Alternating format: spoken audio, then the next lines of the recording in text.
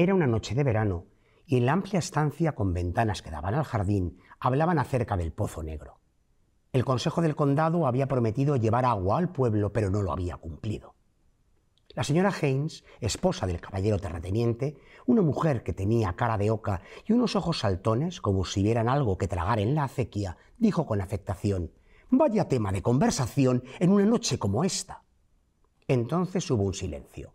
Una vaca mugió y esto dio pie a que la señora Haynes comentara cuán raro era que, siendo niña, jamás hubiera temido a las vacas, solo a los caballos, aunque había que tener en cuenta que cuando era muy pequeña, todavía en el cochecito, un caballo de tiro había pasado a un dedo de su cara. Su familia, dijo la señora Haynes al anciano que estaba sentado en un sillón, había residido cerca de Liscard durante siglos. Las tumbas que había en el cementerio así lo demostraban. Fuera un pájaro gorjeó. «¿Un ruiseñor?», preguntó la señora Haynes. No, los ruiseñores no llegaban tan al norte.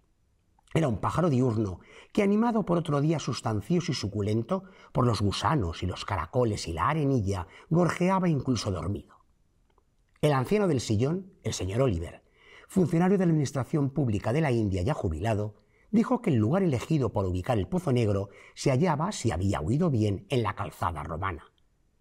Desde un avión, añadió, se podía ver con toda claridad las huellas que habían dejado los británicos, los romanos, la casa solariega isabelina y el arado cuando araron la colina para cultivar trigo en la época de las guerras napoleónicas. «Pero usted no recuerda», comenzó la señora Haynes. No, eso no lo recordaba, pero sí que... Y cuando el señor Oliver se disponía a contar lo que recordaba, se oyó un ruido en el exterior y entró la esposa de su hijo, luciendo trenzas en el pelo y un vestido largo de un desteñido color azul pavo real. Entró deslizándose como un cisne, se detuvo y observó. Se mostró sorprendida de que allí hubiese gente y las luces encendidas. Se disculpó diciendo que había estado velando a su niño que se encontraba mal. ¿De qué estaban hablando? «Intercambiando opiniones sobre el Pozo Negro», dijo el señor Oliver. «Vaya tema de conversación en una noche como esta», volvió a exclamar la señora Haynes. Ay. Uno siente una especie de nostalgia, pellizco especial al saber, Pablo Vilaboy, que fue lo último que escribió Virginia Woolf, esta novela, o al menos lo último como tal. Luego quedarían por ahí muchos papeles que recuperar y que revisar. Se publicó de manera póstuma en 1941, después del suicidio de Virginia, y la verdad es que es una obra que sigue su línea rupturista, porque aunque se concentra toda la amalgama de sus temas recurrentes, hace una experimentación con la poesía, con el teatro, y la verdad, siendo una obra, creo yo, imperfecta, da que pensar de qué puertas se abrirían en el estilo ya de por sí novedoso de esta mujer. Bueno, pues eso, piensas hasta qué nuevas cotas podría haber llegado Virginia si no se hubiera matado aquel infausto día. Dice en el breve prólogo su marido Leonard que sabe que la obra estaba aprobada por ella, aunque no revisada del todo, porque Virginia nunca terminaba de revisar. Como tú dices, nunca terminaba de crear, nunca terminaba de intentar innovar, nunca terminaba de querer ir algunos pasos adelante. Le obsesionaba para bien lo que su escritura decía y lo que quería decir. Sí, pues aquí, como en muchas obras de esta autora, encontramos la anécdota, que es la celebración de un festival teatral en una mansión de campo, pero eso es como el pretexto para experimentar e innovar en el estilo. Aquí pues tenemos, como siempre, su preocupación por el clima prebélico de aquella época. También hay muchas partes del famoso fluir de la conciencia que le dio tanta fama. hay también, como digo, experimentaciones con el teatro, con la poesía, con profundidades psicológicas de los personajes, estudios de la sexualidad femenina, crítica social. Como digo, es una amalgama, quizás no tan perfecta como otras obras suyas como Las olas, Mrs. Dalloway o Los años, pero... Porque no estaba rematada, no estaba revisada tantas veces. Pero bueno, es un festín para todos los admiradores de Virginia Woolf. Y lo que tantas veces hemos comentado y que algún espectador volverá a decir, bueno, pero es que Virginia Woolf es tan ardua, es tan compleja, es tan difícil. No. O sea, es compleja, ¿verdad? Ardua, difícil en el sentido de que exige para bien que el lector esté inmerso en la obra. O sea, no te deja hacer una lectura, digamos, convencional y de principio a fin y como no me mojo el alma, nado sin mojarme el alma, como decía una canción de Rafael. No, no, aquí tienes que meterte hasta adentro. Por eso siempre digo, me ha encantado llamarla en su día y ahí lo sigo diciendo, la gran perturbadora, porque te perturba. No sales nunca igual de una obra de Virginia Woolf de cómo la empezaste. No, sobre todo como lector hay que dejarse, igual que ella era una maestra del fluir de la conciencia, pues hay que dejarse fluir en lo que cuenta y describe, porque como digo, muchas veces sus argumentos son puras anécdotas Sí. o puro esqueleto, pero lo que cuenta es lo que cubre ese esqueleto. Lo que hay más allá de esa, por ejemplo, de esa señora que está allí diciendo que vaya conversación para un día como tal. Bueno, lo de menos es el diálogo. Lo importante es lo que va pasando entre medias o lo que pasó antes, porque también Virginia Woolf es maestra en entrar no en tercer, en cuarto y en quinto acto. Pero luego todo tendrá una explicación. Bueno, haciendo un paralelismo con el cine, es lo que años después harían Berlanga o Robert Altman, de juntar un montón de personajes, que unos personajes vienen de un sitio, hablan, otros matizan una cosa, otros... Y están todos por allí, como si están todos moviéndose. Pero, como ellos, pues hace un cuadro de algo mucho, o sea, mayor, algo que trasciende. Pues entre actos, así estamos ya, porque claro, además cuando uno está leyendo, cuando uno está haciendo sonar el arpa, está siempre entre actos. Pues así continuamos, por supuesto, y encima auspiciados por, como diría mi querido Terenzi, el sublime recuerdo de la que sigue siendo la mejor.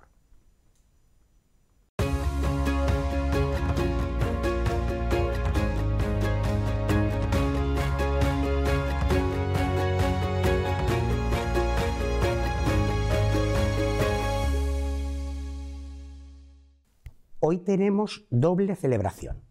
Por un lado, la continuación esperadísima de una novela que nos dejó con la boca abierta. Pero la otra celebración, a nivel íntimo y a nivel de programa, que nos hace especial ilusión, es que nuestra invitada de hoy es la primera que tripite. Nos visitó una vez para hablar de sus lecturas favoritas, desde niña hasta prácticamente el momento en el que debutó como escritora. Vino a hablarnos de esa novela de debut y ahora viene a hablarnos de esa continuación. O sea que, más que nunca, qué bien nos sentimos cuando podemos decir: Sandra Aza, bienvenida por tercera vez a El Arpa de Bécquer, tu casa. Pues muchísimas gracias. Un placer por tercera vez, porque esto yo ya me siento como en mi casa, efectivamente. Por fin, porque Libelo de sangre, saben ustedes, como nos dejó, bueno, saben ustedes porque la han leído, ¿verdad? O sea, cómo te deja esa novela que, como contabas en su día, Sandra, realmente tenía un cierre, pero tú misma sabías que la historia tenía que continuar y ya dejabas ahí unas miguitas de pan para que los lectores supieran, tranquilos, que esto tendrá continuación y tendrá colofón. Y aquí está la estirpe de sangre complementando aquel libelo de sangre.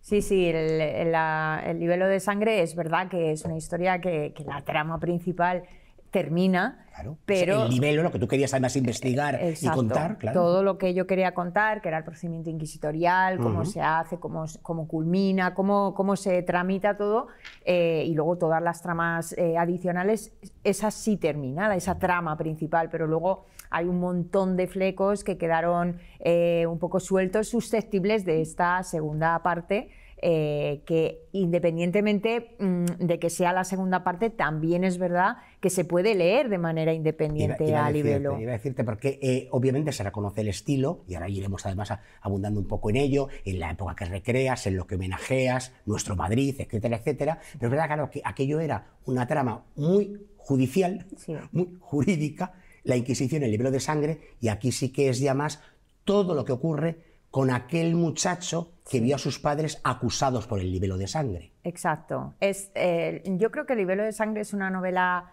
negra de corte histórico, ¿no? Estirpe de sangre es más una novela de capa y espada. Es una novela de aventuras. Y amor, las que nos gustan. Exacto. Como siempre, Sandra. Aventuras y amor, es decir, efectivamente claro, hay todo tipo además, dentro de todos los estratos sociales, no abandonamos los bajos fondos madrileños que ya tratábamos en Libelo de Sangre, pero ya entramos en las mansiones de aquel Madrid, en el mundo de la aristocracia, en la corte de Felipe IV, tan fastuosa, tan obscenamente ostentosa, ¿no?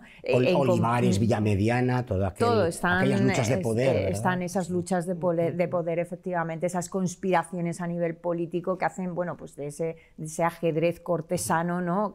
En donde todos tienen su función, ¿no? Y todos juegan un papel, y todo esto enganchado pues con la trama principal, que es la de Alonso, el protagonista. Yo creo que era algo natural, que lo da tu empeño, lo da tu admiración por el siglo de oro, lo da tu deseo de homenajear a la ciudad de Madrid, pero lo da tu investigación. O sea, te pones muy centrada a investigar la Inquisición, qué era un libelo de sangre, a qué respondía, cómo se acusaba, de los procedimientos. Tú eres abogada, claro, sí, de formación y de oficio y profesión, por lo tanto la cabra tira al monte. Sí. Pero claro, yo lo que te diste cuenta tal vez enseguida, y bueno, lo digo porque nos lo has contado en alguna ocasión, no sé si en cámara, pero sí privadamente, claro, te diste cuenta que la historia daba para mucho más. Entonces, sí, por eso, claro, te centraste en aquello, pero tú ya ibas como escritora trazando el destino de esos personajes que quedaban en puntos suspensivos por el momento. Sí, porque, a ver, mi intención inicial desde el principio fue terminar la novela y poner un fin. Lo que ocurre es que en un momento dado la novela, yo no sé si les ocurre a otros escritores, a mí lo que me pasó, y no me lo esperaba, es que la novela en un momento dado coge el timón y es ella la que te lleva. Y entonces en un momento dado la novela decide no terminar. Decide terminar, claro, decide, bueno, voy a terminar la trama principal, pero yo te voy a dar un caminito o un cabo o varios cabos para, si tú quieres, tira de ellos y saca digamos, una segunda parte. Y así lo hice yo, pero como no quería que fuera una segunda parte obligatoriamente, es decir, que una persona tenga que pasar por Libelo para llegar a Estirpe, lo hice de tal manera que el que se haya leído Libelo se va a encontrar como si fuera el primer capítulo de Estirpe, es como si fuera el siguiente al último de Libelo. No, tal cual. Exacto, pero para quien no se haya leído Libelo, no, que se encuentre perfectamente ubicado en la trama y en por qué está pasando lo que está pasando. A mí te diré, bueno, ya te lo dije con Libelo y te lo he dicho tantas veces, pero lo voy a decir aquí, cara al público y a tus lectores. A mí me recuerdas para bien siempre, además no imitando, sino recogiendo ese espíritu, a Alejandro Dumas, que hace 20 años después, que se puede leer sin haber leído Los Tres Mosqueteros. Sí, y tú haces un poco lo mismo, es verdad, que no utilizas 20 años, porque como dices, es verdad que casi donde terminó Libelo comienza Estirpe, pero el lector que de repente, aunque vea aquí biología, yo me animo, tranquilo porque lo va a entender todo. Sí. Sí, bueno, esa comparación con Alejandro Dumas para mí es muchísimas gracias. Vaya, bueno, ahora vamos privilegio. Porque cito a Dumas y algunos más que citamos ahora. Menudo privilegio. Pero sí, era un poco mi intención. Yo siempre quise terminarla y como la novela, bueno, me dio pie a una segunda parte, dije, bueno, vale, llegamos a un pacto entre la novela y yo. Yo le dije, bueno, vale, venga, va, hacemos la segunda parte, pero la hacemos de manera independiente. Claro. Y ese fue el pacto al que llegamos, la novela y yo. y bueno, así ha quedado. Y así cogió vuelo Alonso, ese fantástico personaje, que es al que todo el mundo quiere, al que todo el mundo respeta, pero del que todo el mundo sospecha. Sí. porque hay un pasado que no puede contar. Sí, exacto. Y claro, eso da pie a equívocos, pero a equívocos muy graves. En el siglo de oro, a veces estamos acostumbrados, Lope, tal, lo hacía de un modo muy divertido, cuando Sí. el enredo era divertido y, como decías tú, de capa y espada. Pero claro, aquí no saber lo que es el pasado, no conocerlo, equivocarte, confundir, sospechar, puede tener consecuencias muy trágicas y dramáticas. Sí, sí, aquí estamos hablando de cosas muy serias, estamos hablando de raíces, estamos hablando de pasado, de presente y de futuro, en donde al final es un poco, siempre dicen, ay, pues es el destino, qué casualidad. No, no, no, no, no es casualidad, es causalidad. Es decir, las cosas pasan porque tienen que pasar en un momento determinado y eso nos puede pasar a nosotros en la vida cotidiana, que en un momento dado te pasan cosas y luego dices, ¿cómo es posible? ¿Cómo es posible? Porque ahí está el destino con su hilo conductor y lo único que tienes que hacer es confiar en ti y confiar en tus sueños. Eso es lo que hace Alonso.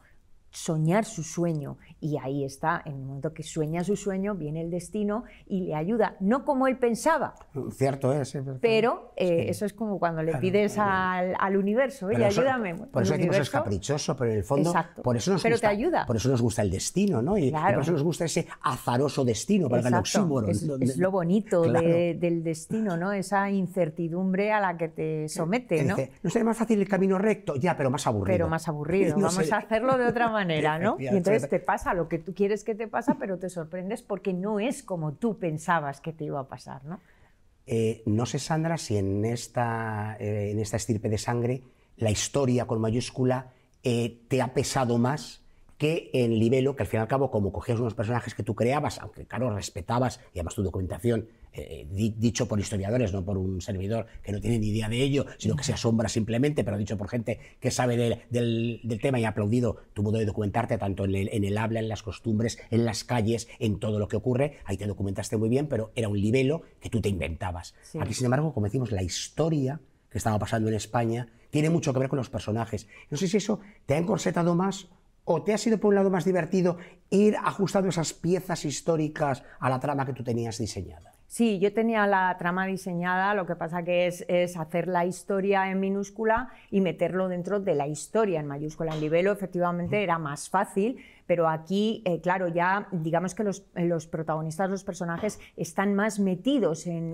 la sociedad, en los eventos del momento, ¿no? En las romerías. Por eso en Libelo de Sangre vemos más las calles, vemos aquel Madrid, pero en el Madrid, digamos, la parte estática, las calles, los lugares, lo que era la sociedad de los bajos fondos. Aquí vemos más las costumbres, las romerías, las verbenas, las celebraciones. ¿Cómo se hacía, ¿no? en aquella época? ¿Cómo se vivía en la noche de San Juan? Nos cuentas cómo nace San Isidro, que no era santo hasta entonces. Claro, y efectivamente, porque es que en la época, estamos en 1621, 1622, luego avanzamos, pero en aquella época, en ese año, Madrid era un acontecimiento detrás de otro. O sea, pasaron muchísimas cosas, no solo la beatificación de San Isidro en 1619, después la canonización, que fue un espectáculo, después vino el príncipe de Gales y fue otro espectáculo detrás de otro, porque había que darle magia a la corte de Madrid. Ejecutaron a Rodrigo Calderón, el brazo derecho del duque de Lerma, en 1622. Se terminó la tregua del duque de Lerma con los holandeses, se reinició la guerra, hubo una subida de poder de Felipe IV.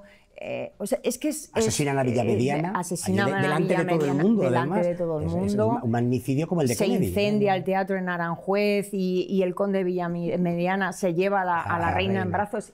Para que no se chamusque, Sandra. Pero en aquella época... Qué mal pensado. En aquella época te voy a decir que los súbditos no podían mirar a los ojos a los reyes. Imagínate tú cogerla en brazos y llevársela delante del rey. Bueno, esto fue un escándalo. Ni aunque se chamusque, ni aunque se chamusque. Oye, pues no, se la llevó. Esto fue un escándalo tremendo. Y entonces, pues todo esto pasó. Eso está aquí. Sí. Y ahí hay otra escena que fue cuando pues se decidió limitar las joyas en la vestimenta. Es verdad. Y hubo una confiscación general de todas las joyerías en la calle Mayor. Eso no me lo he inventado yo. Esa parte Eso sucedió de verdad un mes de octubre de 1622. Está tratado, los personajes están ahí metidos dentro de todos estos hechos históricos y la trama ficticia se entremezcla con la historia y con los hechos históricos, ¿no? Pero bueno, yo tenía mi trama y fui metiéndola en los hechos históricos y eso, bueno, pues más o menos por eso está trenzado la historia en minúscula con la historia en mayúscula. Todos tenemos sombras empeñadas en aguijonearnos las tripas. Unas templan cuando se comparten, pero otras crecen si reciben atención y cuanto más grandes, más laceran. Las mías, dice Alonso, son de esas. Y es verdad que decimos, ay venga, suéltalo, suéltalo que te quedas más a gusto. A veces soltándolo de dentro... Te regodeas y entonces las haces más grandes. Es mejor... Hay algunas que, bueno, es bueno compartirlas. Hay otras penas que no, Alonso no puede compartir sus penas porque, claro, el hombre es lo que es y no lo podemos contar aquí. Y porque además compromete a mucha más gente, porque no es ya solo por él, es que compromete a todos los demás. Claro, claro. Y entonces él sobre todo tiene mucho cuidado porque no quiere... Es muy leal a su gente. Es muy leal, sí. Él es un personaje muy noble, muy leal. Yo creo que es lo que realmente enamora. A mí, Alonso, la verdad es que era un personaje absolutamente secundario al principio del Libelo de Sangre y fue adquiriendo protagonismo y al final se quedó con la novela entera. Pero inicialmente el protagonista no era Alonso, era Sebastián Castro. Pero en un momento dado del Libelo dije, bueno, pero hay que hacerle una trama a este muy pobre muchacho, porque este pobre muchacho ha aparecido en el capítulo 5, ha desaparecido en el capítulo 5 y ya no ha vuelto a aparecer. Y ahí fue cuando le hice la trama. Y a partir de ahí es cuando la novela cobra vida y Alonso también, y se apodera de la historia. Hay una cosa que ya me asombró en Libelo de Sangre y que confirmo, reafirmo y que sigue asombrándome en Estirpe de Sangre, que es cómo recreas el lenguaje de la época, pero de un modo tan natural. O sea, no es de cartón piedra, lo haces muy vívido, lo haces muy veraz, o sea, yo no sé, ha sido una inmersión en el modo de hablar de la época, o sea, con perdón, de eso de Calderón o de Lope. Bueno, yo lo que hice sobre todo, me estudié muchísimo, muchas tesis, muchos ensayos, muchos libros sobre el Siglo de Oro. Los tratamientos, me estudié tesis enteras sobre quién merecía el trato de vuesa merced, el de vos, el de su reverencia, su ilustrísima, su excelencia, porque a un marqués se le llama su ilustrísima, pero a un duque se le llama su excelencia, y no confundas porque te pueden lanzar el guante. O sea, que era el apear el tratamiento a quien se le llamaba de tú, a quien de vos, a quien de vuesa merced. Bueno, hay tesis enteras. Pero luego, en un momento dado, yo necesité meterme en lo que era de verdad en el Siglo de Oro. No sobre el Siglo de Oro, sino leer el Siglo de Oro. Y entonces ahí fue cuando empecé de verdad a aprender otro idioma, porque realmente era otro idioma, pero lo tenía que amoldar, porque claro, para que se entendiera. Entonces, bueno, pues son palabras que todos conocemos porque todos las hemos escuchado en nuestros abuelos, en nuestros padres. Era también una especie de homenaje a nuestros mayores, ¿no? Esas palabras que a ti siempre te han chocado, que ya no las usamos, pero que cuando las oyes dices, esto lo decía mi abuela, cuando mi abuela, no me jeringues más. Mi abuela, que era gata, de las pocas gatas puras que debe tener en el mundo. No, asustamulas, atajo de asustamulas. Sí. Estas cosas, ¿no? A todos nos suenan, no lo usamos, pero nos suenan y bueno, en cierto modo nos remueve algo dentro, ¿no? Hay mil detalles con los que uno se queda, que uno anota, que uno guarda en la memoria, que uno refresca, también como dices, André, cosas que te vuelven a saltar, anda, y no me había dado cuenta. Sí. Le diré que aquí tengo una debilidad, que es que cuentas, y juro que no lo sabía, hombre, entendía de dónde venía el nombre, pero poco más, pero ¿de dónde viene el nombre de la calle de Postas? Ah. claro, pero las postas, pero lo que no sabía es, claro, los listillos, ahí iba. O sea, lo que aquellas cartas que no se pagaban hasta que las recogías. Es curiosísimo todo eso. A mí eso me sorprendió muchísimo.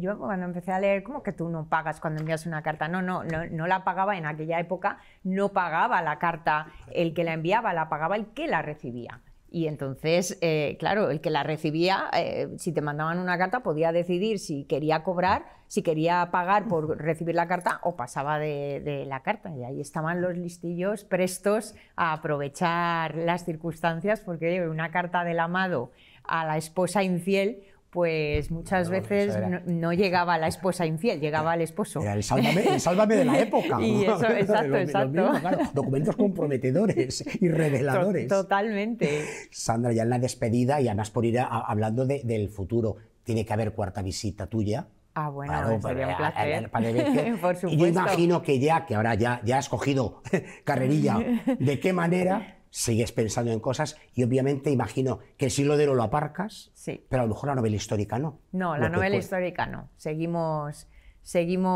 en otras épocas, pero sí me aparco el Siglo de Oro y aparco Madrid. No del todo, pero sí, en la tercera hacemos un cambio radical que, bueno, espero que os guste. Tú sabes que estaremos ahí. Y que lo contaremos Ojalá. y cantaremos con el arpa. Ojalá, y con el arpa, por supuesto. No se me ocurre mejor música. Gracias, como siempre, Sandra Aza, Muchísimas por tu gracias a visita, por vosotros. tu generosidad y por estos libros. Muchísimas gracias a vosotros, un placer. Pues ya saben ustedes dónde vamos ahora, al ángulo oscuro del salón, pero bueno, ya desde aquí, claro, verbenas, festejos, celebraciones, hay mucho aquí y el arpa está contagiada. Así que voy a ver qué lecturas ha encontrado antes de la fiesta y en cuanto se tranquilice, prometo que las compartimos con ustedes. Gracias.